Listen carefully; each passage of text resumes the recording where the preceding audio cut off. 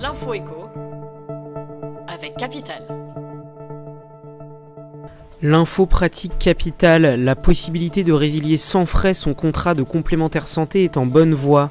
Cette proposition de loi visant à faciliter la vie des assurés sera étudiée le 27 mars à l'Assemblée nationale. Si le texte est adopté, les bénéficiaires pourront enfin résilier à tout moment leur contrat santé dès la fin de la première année de souscription, selon les dispositions de la loi Hamon de 2014. L'objectif est d'abord de mettre en concurrence les complémentaires afin de rendre leurs offres plus attractives, précise Dominique Da Silva, le rapporteur de cette proposition.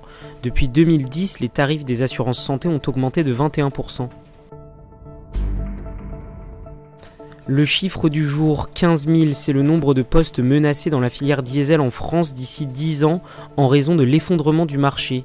Chute des immatriculations, fermeture d'usines de fournisseurs, le secteur traverse actuellement une mauvaise passe. Pour soutenir cette filière, le ministre de l'économie Bruno Le Maire rencontre ce lundi les professionnels du diesel.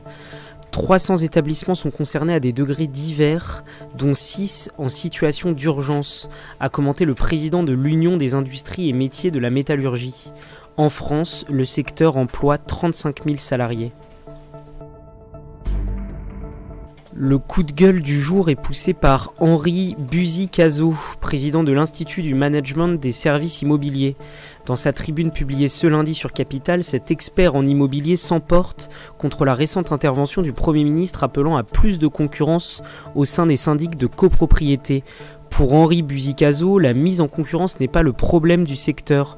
Le gouvernement serait davantage inspiré de développer des procédures de contrôle de manière à limiter les mauvaises pratiques de certains syndics. On finit avec Joom, l'e-commerçant qui veut concurrencer Amazon. Ce site russe de vente en ligne, présent en France depuis l'été 2017, ambitionne de devenir le numéro 2 derrière le géant américain. Comment ? Pour le savoir, Capital.fr est allé voir ce que vous achetez sur Joom. La plateforme propose des millions de produits chinois, que ce soit des téléphones portables ou des vêtements, à des prix très compétitifs, 11 € pour une tablette graphique par exemple. Le site mise également sur des produits français, 10 000 références actuellement. Des articles qui offrent d'appréciables rabais et dont il compte augmenter le nombre. Par rapport à ses concurrents, Joom promet des délais de livraison plus courts. Prudence néanmoins, descriptif insuffisant, non-respect des normes européennes, contrefaçon, de nombreux clients se sont plaints de problèmes divers. C'était l'Info éco avec Capital.